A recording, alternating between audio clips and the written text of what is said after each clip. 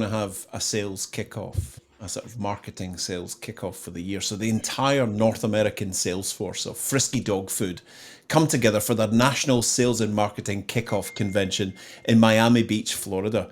They're in the auditorium and the market director is up on stage with the Madonna mic, giving a performance that a revivalist would have been proud of, right? They're using the old pattern of call and response, and they're really working up the spirits of the team. So the marketing director's up there with the mic, and he's like, "Who's got the greatest dog food in all of North America?" And the entire sales and marketing team, hundreds of them all go, "We have." Who's got the greatest advertising campaigns? And all the hundreds of the sales and marketing team, "We have." Who's got the most attractive packaging? By this point, they're at fever pitch. They're all standing up. "We have." Who's got the biggest distribution networks? "We have." Okay, so why are we not selling more of our product? And all the team shout, "Because dogs don't like it."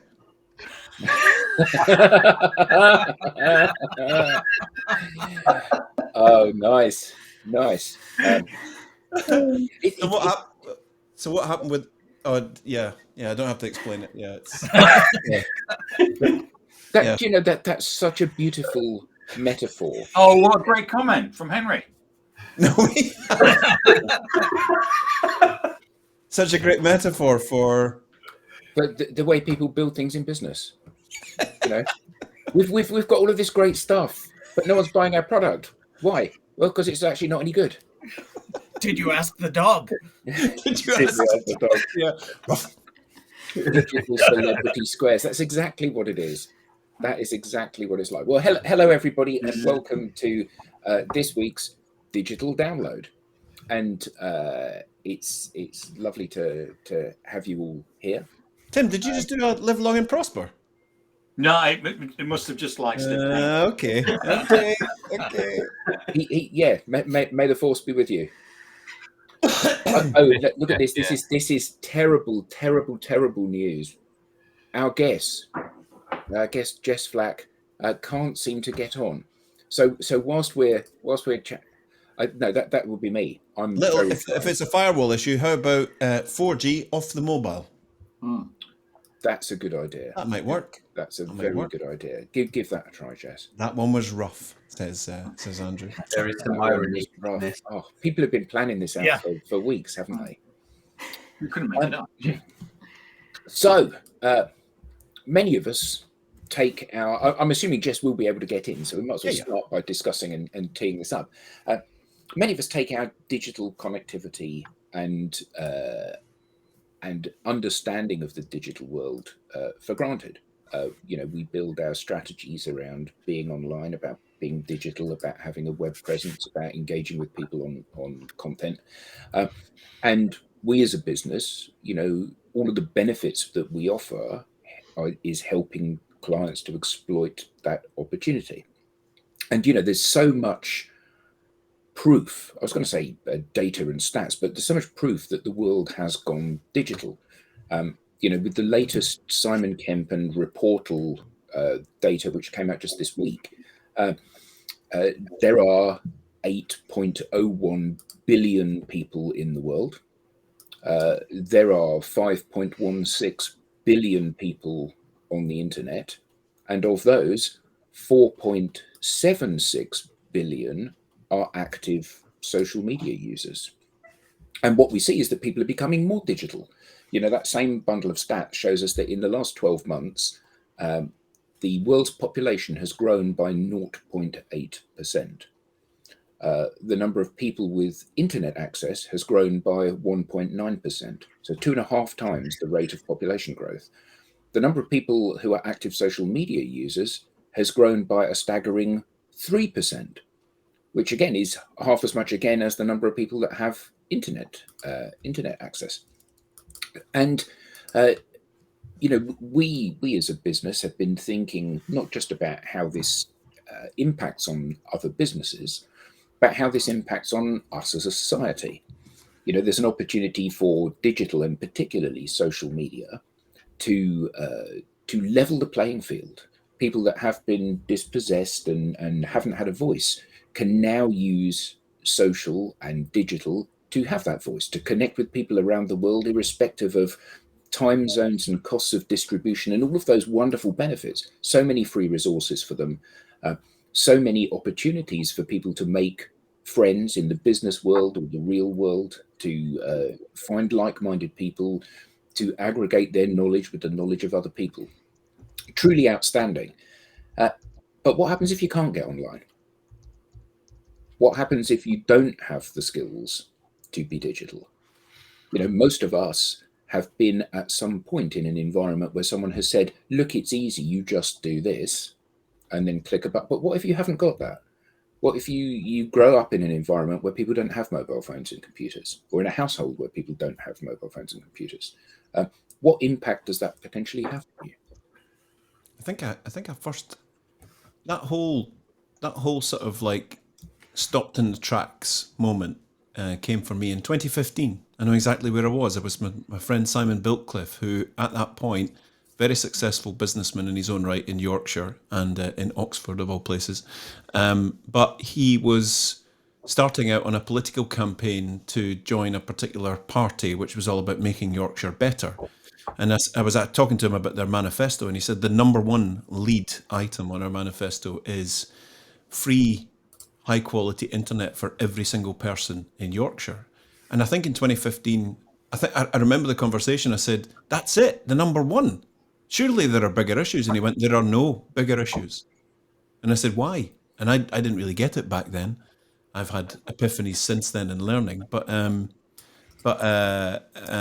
he said medical, education, communication, really important connectivity, just feeling connected for people, parents, children, businesses, whatever it might be, pensioners, all need internet connectivity. The world is just going to get more and more advanced, and we're going to get to the point where if you don't have the internet, or have the internet but don't feel confident enough to use it, or don't have the skills to use it, you're going to be excluded. You're going to be isolated from society that's just picking up and moving towards digital. I think in 2015 I was like, yeah, okay, good idea.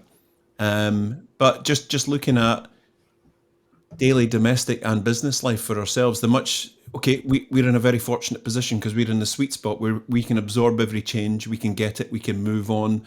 Something like AI, Chat GPT, Chat AI, all these things come in and we go, oh, this is really cool. We jump on, we learn how to use it, and we see how we're going to absorb that into our business and domestic lives.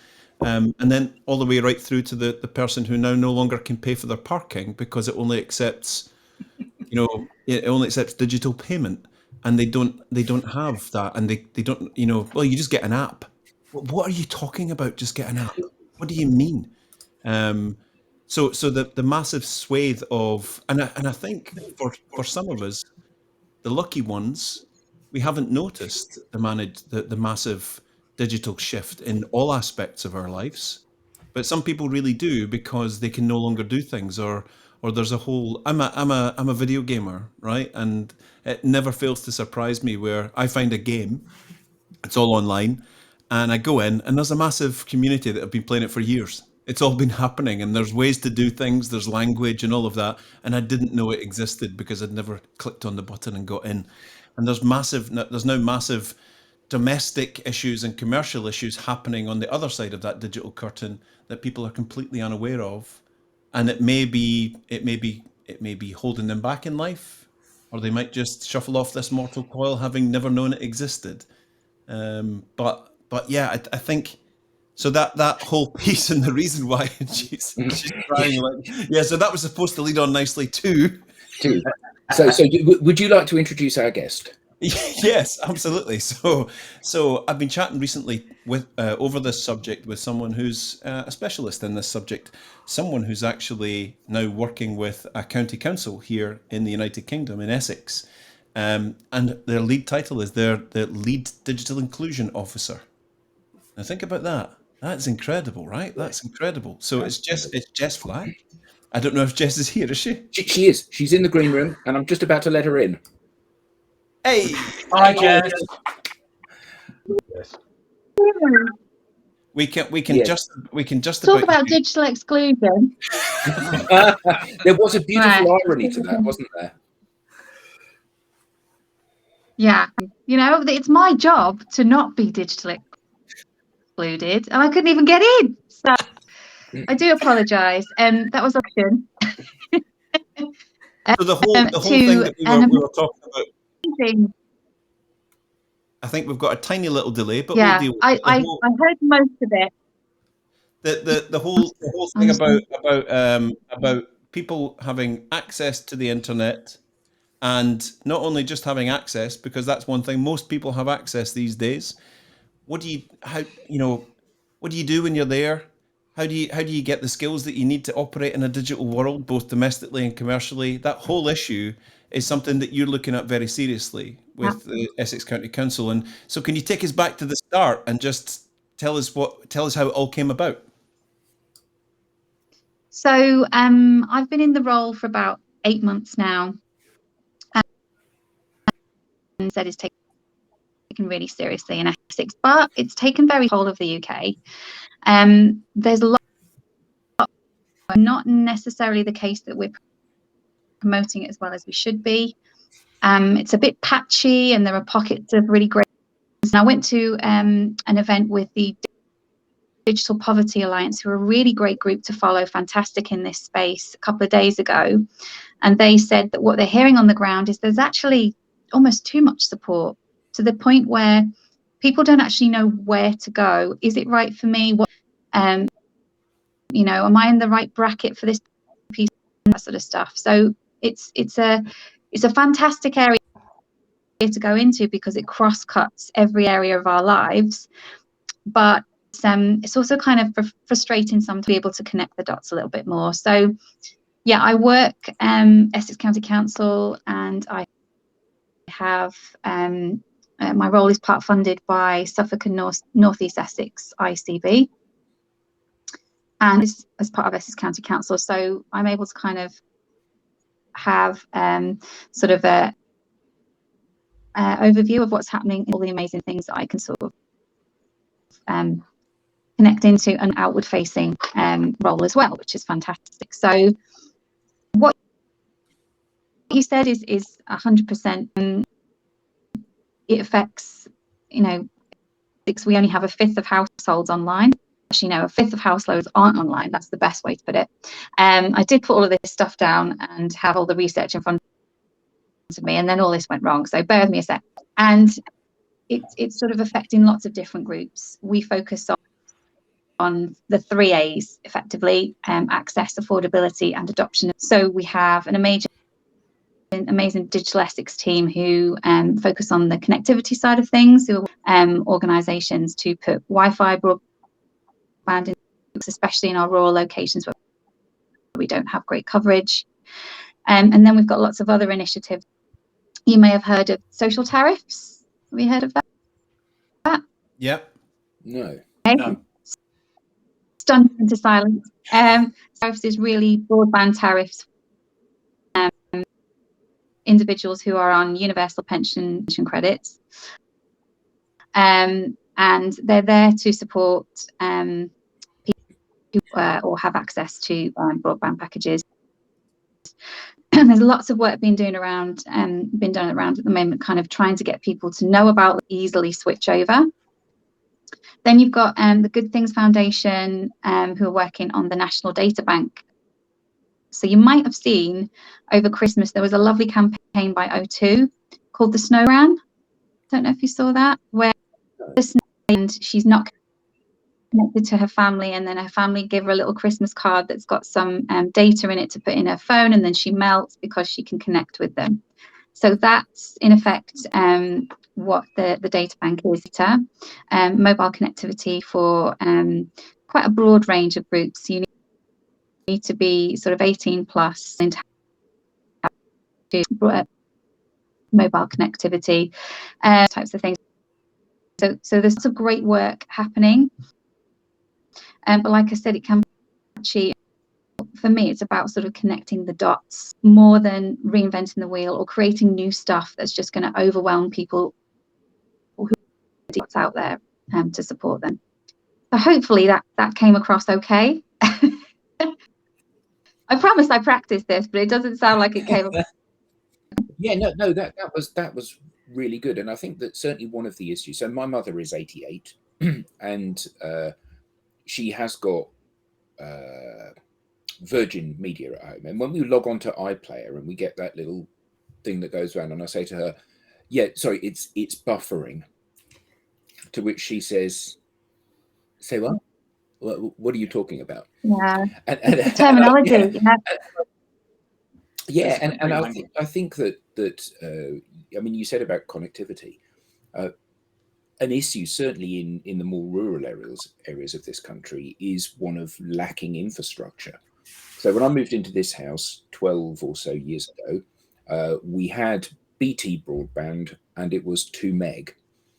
And that was the fastest that we could get it because it was carried down copper cables and the nearest exchange was 7 miles away. And this is also a not spot for mobile access. So if you stand out at the end of the garden, you know, in the middle of the bit with no trees around and hold your mobile phone up, you can get enough coverage to send emails or make a call, but the rest of the time you can't. And then we went from that 2 meg to having about 7 years ago fiber to the premises. So we can now have 300 meg and 150 meg upload speed, and we can run obviously mobile phones through Wi-Fi calling now. But up until that point, it would have been really difficult to convince somebody the validity of being online and seeing the benefit of digital. Because one of the things that we get when we've got our mobile phones, we've got 4G or 5G and we've got ultra fast broadband, is that everything just plugs together seamlessly. So you can have a video call with someone, you can transfer to your mobile, you can send and receive emails and browse the internet and all of those things and stream movies. And it all just seems so effortless. But you just put a few small chinks in that armor and everything falls down. And what you remove from people is that they fail to see the point in a lot of cases. But you also know what to ask for, though, don't you?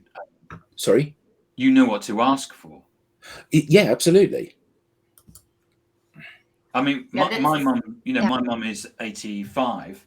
And a youngster. Yeah, she's a mere youngster, yeah. And but she has it all sorted because she doesn't know what to ask for. She wouldn't know whether she was being ripped off or whatever. So it's only because she's being helped. And there must be people out there that don't have that help. Yeah. Well, and I'm like, I'm not familiar. But sorry, Jess, I'm not familiar with any like Canadian resources that are similar to what Jess is speaking about in the UK. And so my grandma just turned 89, and he has a mobile phone with all the data on it, but he can't use his hands.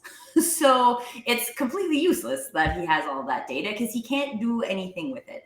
My grandma has a phone that has all the data on it, but she's mostly deaf. And so telling her and this is something, actually, we were at the listening doctor yesterday, and I was really interested in this because hearing complications mostly impact your comprehension, right? So the amount of words you can comprehend is much lower. So if someone's trying to teach you something, you can, my grandma can comprehend 48 out of every 100 words. And I feel like in the tech age, we're trying, we move so fast, right? We're you just do this and this and this and this.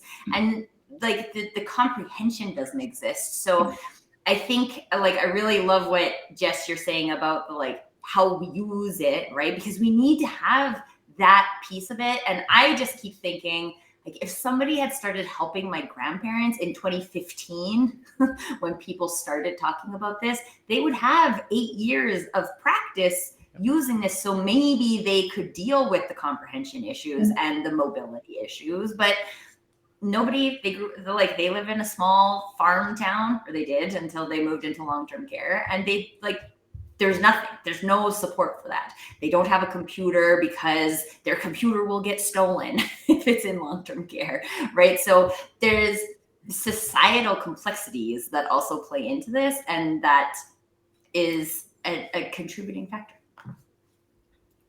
Can I Absolutely, ask a question, 100% agree. Because it seems that there's kind of two main differentiators that are driving kind of your analysis. So one is kind of age. We've been using plenty of examples from ourselves about elderly parents, etc., and their ability. And then the other range is around kind of income spread, and especially for people at the low income end, perhaps the difficulty they have with access.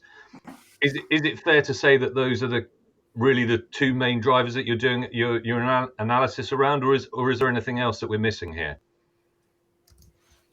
Yeah, so I would say those two things are a really big part of it. But going back to Adam's point around people not really seeing the point of things and giving up on things quickly, the motivation piece is quite a big part of this puzzle. So a lot of it is, if you can hook people into a reason why they need to use the tech, then you can bring them into that conversation much easier. So a good example would be somebody who the health outcomes and might need to be able to use this, but is frightened and put off of everything that they hear about technology, including us talking to them about scams and you can't do this, and if somebody knocks on your door and tell them that something really bad.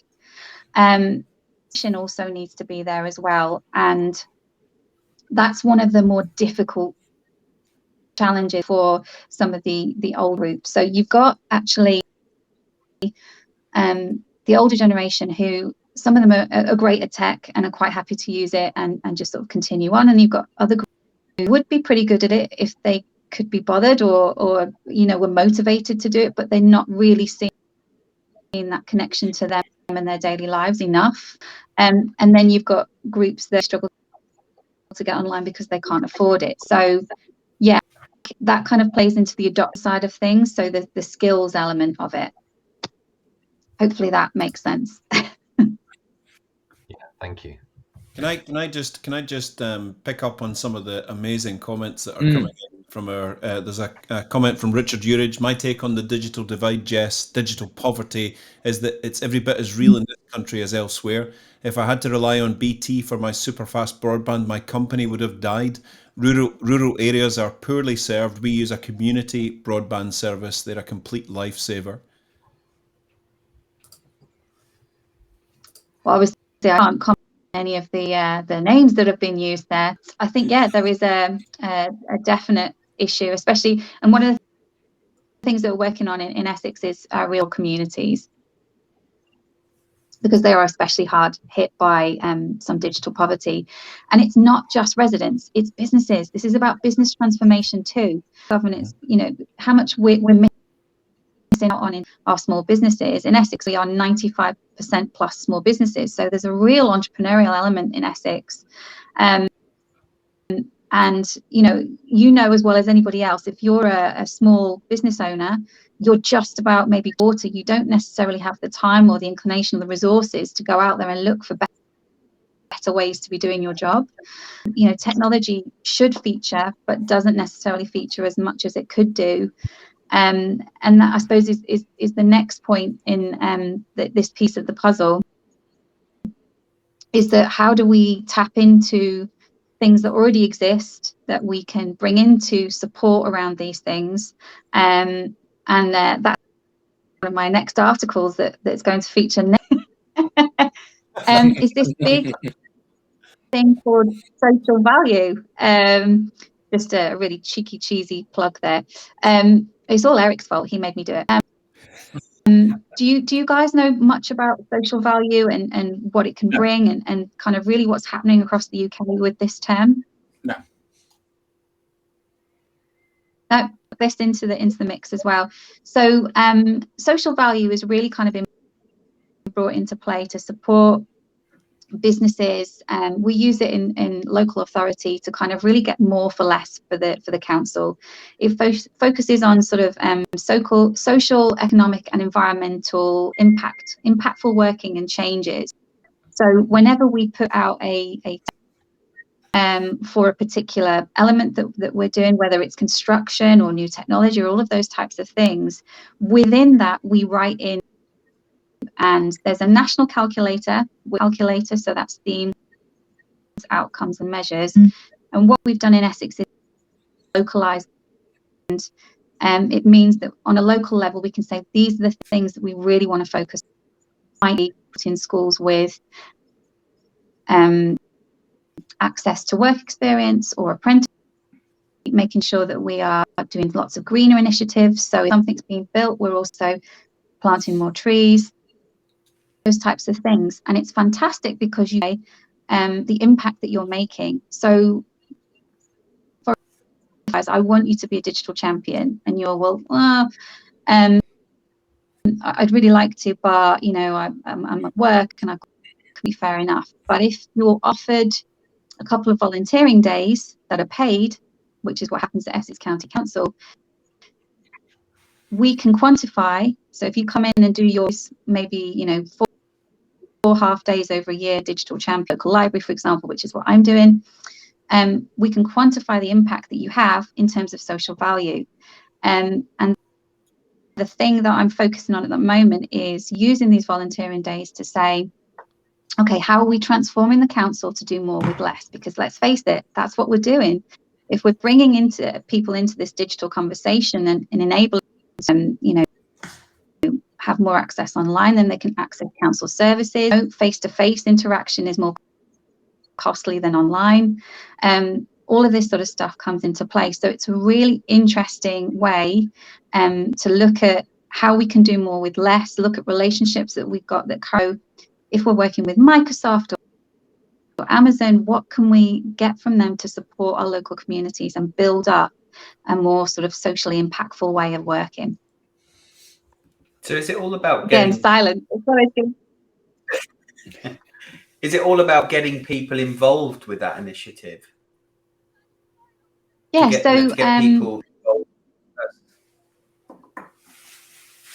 Yeah, so a really good example organisation who's got this down to a T is Virgin Media O2, and I can mention them because they're doing some amazing stuff. You may have heard of them in Manchester. They have 5 volunteering days that they're all paid a year, and a lovely lady, Emma Weston, who's the CEO of Digital Unite, has helped train up staff so that they're all digital champions, and they're all going into their local communities with and it could be young people, you know, you're talking sometimes they need a bit of extra support or confidence, right up to somebody who's 96. I mean, that's awesome, isn't it? It's incredible. Yeah. So yeah, it's about sort of really thinking about how we can leverage the relationships that we've got for positive change. But social value is a really good one because it's great. So if you think about it in the terms of years back, corporate social responsibility, that's probably a term that you might social value, that fantastic tool. So what it can mean is if you operate and you're doing stuff in Essex, it can help you win business. It can help you have better conversations with schools, because they speak the language around something called the Gatsby benchmark. So this is what Ofsted require schools to kind of benchmark all of their careers around. So you can have a sort of better, more positive relationship, thinking about, you know, well, we'd like to offer, you know, that's Gatsby benchmark 5 or 6. Those relationships become much connected. Does that make sense? Yeah. The only reason we look sort of like blank when you stop speaking is because there's a 5-second delay, and we don't want to all just clamor in. Okay. So when you watch this back, you'll see that we've said things, then there's a big massive air gap, and then you give us your beautifully eloquent response. I'd just like to pick on something that Kenny Wood put in there. Yes. It's a belter. Hi, Kenny says there's still a lack of understanding with the world of digital. This week I had a chat with a McDonald's franchise. He was highlighting the frustrations with the digital world. McDonald's is fully online, including applications for jobs. He's still being sent applicants applying for jobs with paper CVs directed by the DWP, unaware that it's fully online. He's also had to provide iPads for the new staff who can't get online. Their training is online, and some staff can't access or don't have the soft digital skills. So there are some gaps that come out when we think, easy, just stick it all online. It'll be really easy. It'll be really simple, and it creates problems and challenges, right? Absolutely, and you'll find well, certainly I found in this job, it's a bit of a can of worms. So mine is involved in so many different initiatives. I work with sustainable growth, economic development, skills team, technology teams, you name it, and that's a great thing for me because I love to be kept busy. But there's a really great quote from the DPA, the Digital Poverty Alliance, which says that this is to interact with online when, where, and how you need to. So this can be health outcomes, job prospects, social isolation. If you think about what happened over the pandemic, transformation, like I've mentioned, for businesses. So it's literally that huge can of worms, and there is no kind of one kind of thing solves every. Some of the better initiatives are ones that cover everything. So you get your connectivity, and you also get support with skills. If you try and cover just one thing on its own, it can be really difficult to get the momentum and the motivation to continue on. So yeah, Kenny's completely right there. Yeah, spot on. I have to read this out because this might be one of the best things I've ever seen written on a live show. It's romantic, it's poetic. I'm hoping that she wrote it on her own. It's quite a dystopian view of all of this digital transformation, but Leah Schmidt wrote this a little while back in the conversation. I have to read this out. All it takes is one solar storm to go back to stalking elk through the damp canyons forests around the ruins of the Rockefeller Center, all wearing leather clothes that will last us for the rest of our lives. You'll climb the wrist-thick kudzu vines that wrap the Sears Tower, and when you look down, you'll see tiny figures pounding corn, laying strips of venison on the empty carpool lanes of some abandoned superhighway. Sounds like The Last of Us. Wow. It sounds like The Last of Us, doesn't it? It does sound like The Last of Us. It's a Hunger Games, Maze Runner, dystopian view of well, it's the future, isn't it? Let's be honest. Well, and like I have to think that those. Go ahead, Jess. Sorry, I can see that. I was just going to say they've been trying to do Ted Lasso, and someone's brought in the rest of us. So well, and I have to think this has like some degree of impact on, like, I think about how my grandparents grew up, right? And like when my grandpa was a little boy, they had an ice box, not a refrigerator, right? Like I think they see these things and they've got to be like, well, no, at the end of the day, it's going to come back to farming. And I live in a very like rural area as well. So like farming, and we grow potatoes and wheat, and we make bread, and we do all of those things. And this technical thing is just like, it's a thing that's happening on the side. But then, like my grandma, something that we've come up against lately is the appointment booking system for the labs are all online, right? Which means that she can't actually book her own lab appointments. I have to book her lab appointments for her.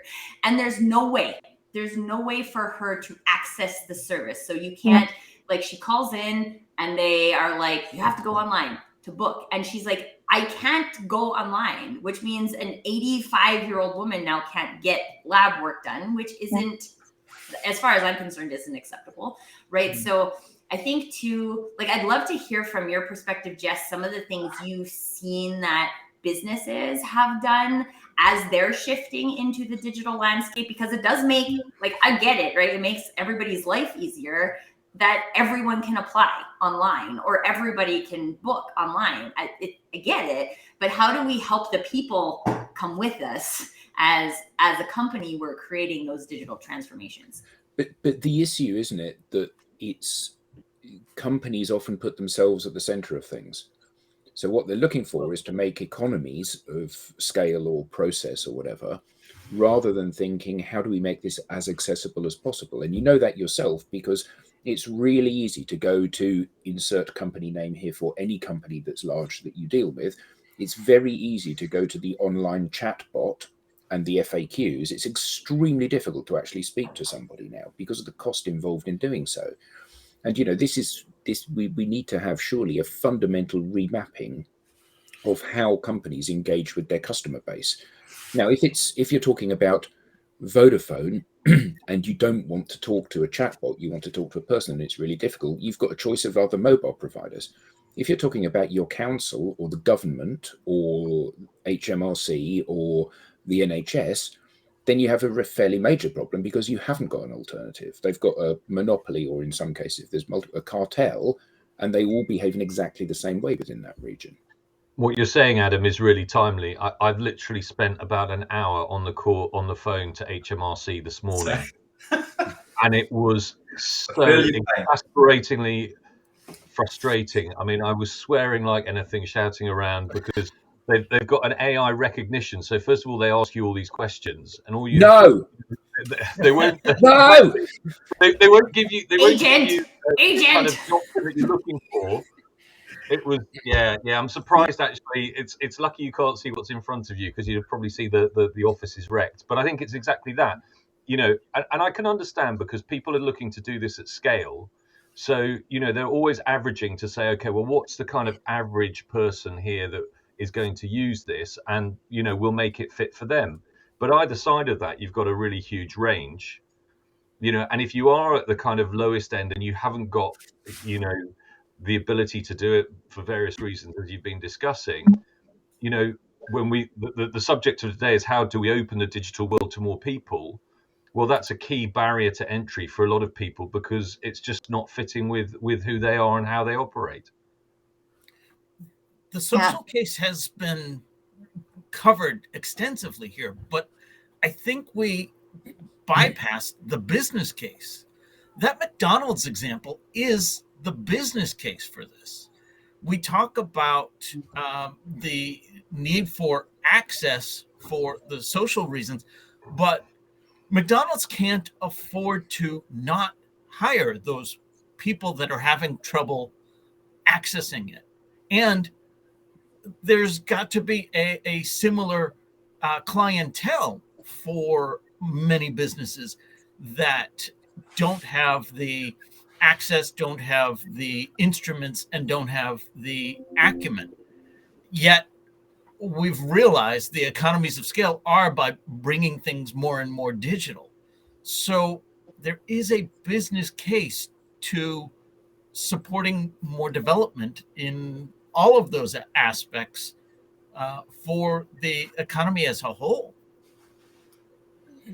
Yeah, I completely agree. And I would say from the sort of business perspective, there's some really interesting stuff that's coming out of some of the conversations that I'm having on the ground with users and organizations like Citizens Advice, for example. I went to an event recently where we were talking about supporting sort of ex-offenders with digital literacy and various other things. You think about it, you come out of prison, and what do you have? You have a list as long as your arm of application forms for things like housing and any benefits that you might need, and all these types of things. And if your literacy is low, and your digital literacy is even lower, you're excluded from the things that make you a part of society and a human being. And one of the things that the Citizens Advice was saying was that application forms is one of the number one things that they get calls for. So blue badges and all those types of things, and it's so hard for them to have the capacity to go through online application forms with people. So there are services that have been set up to support around some of these things, where you can literally call up and they will take you through an application form and kind of help fill it out for you. We Are Digital are really good for doing some of that stuff with Majesty's Courts and Tribunal Services and Windrush and visas. But an amazing stat, which is also really quite scary, is that I think the DWP have said that there's £1.7 billion in unclaimed pension credits from 21 and 22. So what that kind of tells you is that this particular group is so digitally excluded, maybe the skills, maybe the motivation, maybe the the lack of access, that they can't even claim the credits that enable them to live a better life. And I think you're right. If we, a lot of the talk is around, you can't, with some of the services, you can't just go digital first. You need to have other options that can support people, and there will be a slow trickle. And we can't just wait for particular groups to die out before we move on to other things. because there are still groups that really struggle. And application forms, like I remember being a recruiter years ago, and we had a thing where people would complete a written application form and we would scan it and it would go into a system and it was managed that way. So there are things that we can do. So it's a really interesting thing, but definitely I think organizations need to think more centrally around the user rather than putting the business first. But easier said than done, right? Well, they have an obligation, don't they? You know, if you are making a statement about who you want to work with, you know, for us as a business, we can't work with people, not in terms of employment, we can't work with people who are not digital first because it's what we do. But we can certainly help people that are not digital first, that don't have those skills. But for many organizations, they've made a statement of intent that actually they want to be inclusive. And if you want to be inclusive, then you have to find a way to make it work. And you must put something, you know, maybe your corporate social responsibility, or whatever your new term for that is, Social value. social value, putting that ahead of purely profit and shaving another fraction of a penny off this. And, you know, if you think about Will's comment about spending ages getting through to HMRC, when you get through to HMRC, they're delightful people, they're really helpful, they're really knowledgeable. And yet it seems that there are so many barriers, you know, they become the friendly, smiling face of a government department that actually we don't like because it's about taxation. And they would be really good if they were put at the leading edge of that. So you could talk to somebody at the first point that you reach out to them, because then you wouldn't be so fearful of that department. But actually, it makes it so awkward to get through to them that in the end, you just give up. Yeah. Mm-hmm. Alex, did you want to say something? I was going to touch on something Jess mentioned earlier. Kind of triggered a thought about the opportunity that there is to sort of digitally transform the way that we operate, to be more inclusive, or to help, you know, citizens feel more inclusive. But then it kind of got me thinking, there's so many examples where companies have done quite big projects, digital transformation projects, that actually result in a diminishing experience, a worse experience for whatever reason. And so, you know, what does, you know, for someone in your position, I guess, within the council, what sort of things can you put in place to quality control the projects, the digital transformation projects that other companies are doing? So I think a lot of it for us is about advocacy. So we're in a really good position. Well, I would like to think so anyway. We're in a really good position to advocate for, you know, positive changes, and we've got some experts. Ben Onsworth is one of those in this area. And we could potentially leverage the good work that we do and how we do it to support digital transformation for other organisations by kind of, you know, potentially using some social value, some of our volunteering days to get out there and tell them about the good work that we do. That would be one of the ways that I would look at it. It's a very different way of thinking, of working. You know, our council, I have to say this, but our council is very progressive in how we like to do things. We like to do things differently and think differently, and really think about a project as something that covers lots of different things, so you're making more of an impact. That's not to say that there aren't other councils that do the same thing, but I think if we are in a position where we are fed information directly from central government, and they're giving us great hints and tips and useful advice on all of the things that we can do within our own council to make those changes, then we have an opportunity to advocate that information getting out to all of our smaller businesses, you know, in a sort of cost-free, friendly advice kind of a way. I mean, that's how I see it, but, you know, you may have different feelings about your own local council. Would you see them as a good place to advocate this sort of stuff? So if the information came from them, would you think that was a good thing or a good place to get that information from? I'll throw that back out to you. Yeah, I think so. I think the challenge, though, is with such a big opportunity, so many companies are going to get on the bandwagon and potentially deliver projects that aren't, reaching a certain quality level. Mhm. And so, Yeah. as a council, how do you govern that? How do you have a quality control to ensure that companies that are delivering these projects to improve the experience for the population are actually improving the experience and making them more inclusive at the same time? So there are certain there's legislation that you need to work towards. You've got organisations that support around making sure that the work that you're doing is accessible. And I read about something yesterday. I'll try and remember to put it up in the chat later on. That when you're creating something that is accessible and digital first, especially if it's a sort of wider used piece of tech and it can help support with services, that there are certain criteria that you need to have. But you're right, like quality assurance and quality control. If we're directly working with a particular organisation to create a project to support residents on a particular thing, then we have a lot of say in how that happens and how we do that. But external to that, it would be our sort of in our best interest to be given advice and sort of advocating on positive things that people can be doing. But like, we wouldn't necessarily have the capacity to get involved with every project that makes that change, unless it's part of something that's contracted into us where we can have that say. And then it's just about, I mean, there may be, I'm not an expert in this area, but there may be some sort of, kite mark quality assurance things that we could add on top of the things that we do. I've seen a great piece of tech around, accessibility stuff. AbilityNet do some great work as well, so you can actually have organizations like that check that the things that you're doing are inclusive and accessible, and do the things that they should be doing when you're creating digital transformation.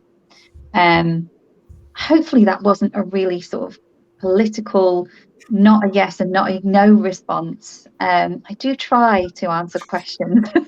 Thank you. Well, and I think to some degree it comes back to just like having that intention as part of your digital transformation, right? So if we know that, okay, there's this business case for digital transformation, and how does that impact our users? Because even like I worked for a tech company, one of the solutions that we provided was this like in-store data collection mechanism for retail stores to collect customer information and permissions and surveys and all those things. Half the stores had a problem with connectivity, so they couldn't actually use the solution, right? So I think it's just about reminding ourselves that there are these digital limitations, and if we're looking at digital transformations, if we're looking at digital project implementation, how could this digital divide limit people's ability to access the system or to take advantage of this helpful thing we're trying to give them, and make sure that that is part of the conversation? Because as I think we've all experienced in different areas, there's always a digital limitation. So let's not forget the intention of minimizing those digital limitations when we're talking about digital transformations. You are 100% on the nail with that, and there are so many examples of how some great apps have been developed, and they're wonderful, and they've done fantastic user testing, and then they found out that the people who they're supposed to be sort of accessing for this particular piece of tech haven't got a smartphone, so it doesn't work. And that 100% is the challenge. And I think obviously that, when you're talking about your user groups and focus groups and all this sort of stuff, that should be, fundamental to anything that you put together. Ask the people that you are, putting out this app or this piece of tech for in the first place. I have two great assistants in the form of my kids. So anything that I'm trying to put out, for example, writing a strategy that has to go out for all of Essex. Now, I don't know if you know, but nationally, the average reading age is about a 9-year-old. My daughter's 10, so I got her to read the strategy for me, and she's like, no, that doesn't make sense. And they are my user group, my focus group. If you get it right for the base, that bare minimum, you'll get it right for everyone. And actually it makes it easier to adopt technology that does meet those sort of minimum baseline requirements. And I'm talking about making sure that we get this right for neurodiverse. Somebody's mentioned that in the chat. Send and inclusive. We need to make sure that we have those base requirements and then build on that. And yeah, so my children, I'm sure if you need focus groups of a 7 and a 10-year-old and are willing to pay in Pokemon cards, they'd be more than happy to support. Jess, for those who don't follow Jess, I'd be surprised if you don't. She's just started a weekly article series on LinkedIn explaining all of this and all of the different facets of it. Keep leading the way on this. You are a proper change maker in this digital world, and I think you've come in here. Okay, we battled with some tech issues, but that's, we got there. You're here. But we learn from you. Please make a date to drop back in with us at some point and give us the latest updates on your learning, because this is a phenomenal journey that you're on, and ultimately you're trying to help people have easier lives as the world changes. So we're going to let Jess go, if that's okay, and we'll catch up with you later on, and we'll just finish up the show. Thank you very much. On our own. Thank Thanks you. so much, Thanks for having me. Take care. Bye. Bye. So, like Andrew, who said he's a legend. Well, he said I am legend, but we're talking about dystopian films. Jess is herself a bit of a legend. Absolutely. I mean, it's such a fascinating topic, isn't it? And as she was talking, and we were kind of thrashing out the kind of parameters here, I was thinking to myself, the really worst bit about this is that the people who are not digitally enabled, who are digitally excluded, those people are stuck in a feedback loop, aren't they? Because they don't know that this is a possibility for them. Yes. And they can't complain about the fact that this possibility is not open to them, because all of the communications that tell them that they can complain about it are done digitally. And the method for complaining is a digital method. Yeah. So it's like, how do they break out of that dreadful scenario? Like, we've got no coverage here. Oh, well, you just need to, we used to get this. You just need to go online and report it. Well, clearly, I can't go online to report it because we've got no coverage. There's a hole in the bucket. My coverage checker is saying that you do. Well, the number of bars on my signal is telling me I don't. I've got a really funny story. I can't. Just yesterday, we're all for, what Jess is doing, what her team's doing, and what she's looking out for, and her peers that are trying to digitally advance the human aspect of all of this in the world are doing some great stuff. And we're all on this screen digital pioneers ourselves that are doing things in new ways through digital channels. But I just have to share with you just a funny little thing about the digital transformation of life that happened to me yesterday. The famous food store Itsu, you may be familiar with it. Yeah. I decided I walked through the biggest shopping centre in Aberdeen yesterday, Union Square, and I thought, oh, Itsu. I remember when I used to go to London, I used to like Itsu. So I walked into the shop, and it's quite small, right? So I walked up to the counter to the two good-looking young guys in the Itsu gear. They've been hired because they look like models. They look the part. They both hey, old man. What can I get you? They look like Harry Styles, the two of them, right? They're standing there. And I said, can I have a sushi box, please, and an aloe vera drink? And he went, you can't order from us here. You have to order at the digital ordering booths. I said, all right, the ones that I've just walked past to come to you, even though the stuff that I want is right behind you. And he went, yeah. So I had to walk up to the digital ordering booth. The shop's empty. It's just the two Harry Styles with the stuff that I want just behind them. And I looked at them. While I was looking at them, I'm now 7 meters away from them, 7 meters away from the stuff that I wanted. And I had to go on and go into the menu, find the thing, touch on the thing, find the drinks, add to cart, blah, blah, blah, pay. You had to do the thing in order to get the thing.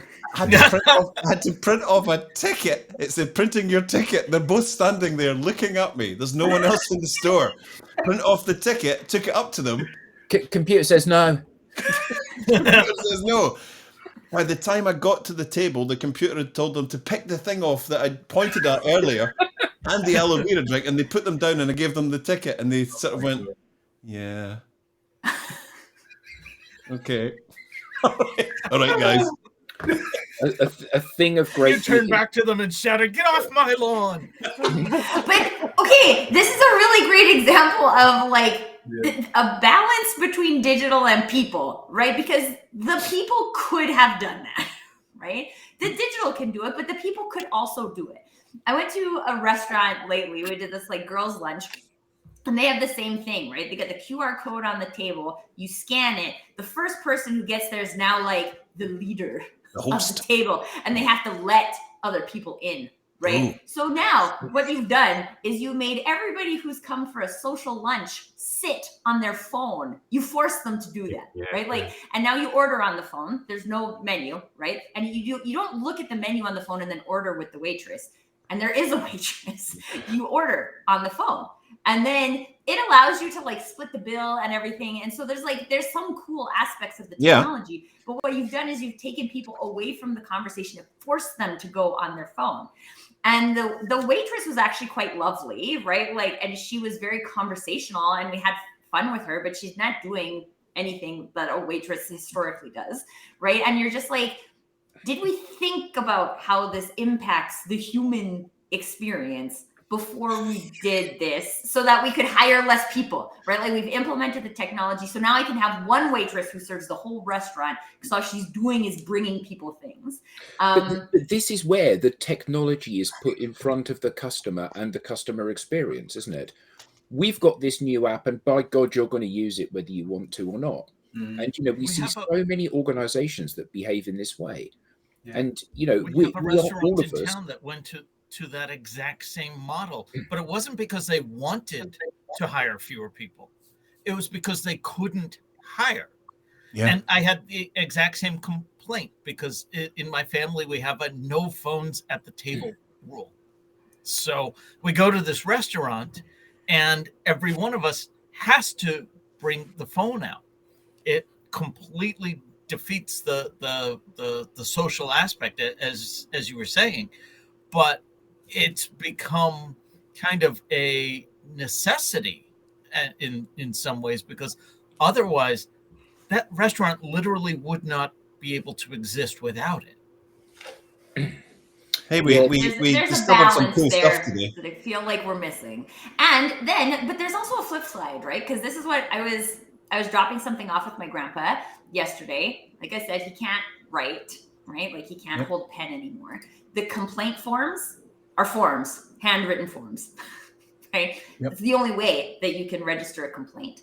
And I'm like, this is not actually possible now for him to register a complaint. It would be a lot easier if he had like a voice app on his phone where he could just say the problem. But registering complaints, who wants to be so what used to happen allegedly was Ryanair, one of the budget airlines in the UK, their complaint line was a premium pay fax line, and the fax machine was a fax that was on a roll, and it used to spit out of the fax machine straight into a bin. So you would fax them a complaint and nobody would ever even bother to look at it because it would just be on the roll going straight into the trash because they're not interested. And that's the case, isn't it? If I make it as difficult as possible for you to be able to complain, particularly because you're the one for whom this service isn't designed and therefore you are most likely to complain, I can then exclude you from complaining in order that I get 100% satisfied customer base. We like to finish on a bombshell. Look at that. They were so preoccupied with whether or not they could that they didn't stop to think if they should.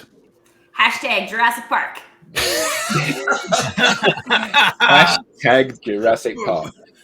Look, this has been an absolutely fantastic session, hasn't it? I've thoroughly enjoyed it. And what an eye-opener listening to Jess talk about how she's making this more accessible to people.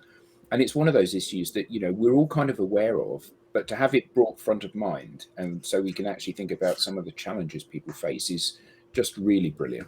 And what a lesson to business leaders and leaders in any form of society around the world. The councils are now realizing that digital is not an option anymore, and we need to get people enabled. Absolutely brilliant. Mic drop, Graham Dallas. So thank you all very much indeed. Have a lovely weekend, everybody. thank you all for your fantastic comments Amazing. today. Absolutely brilliant, and some lovely to see some new people in there as well. So have a great weekend, and see you all next week, I hope. Bye bye. Thanks a lot. Bye, everyone.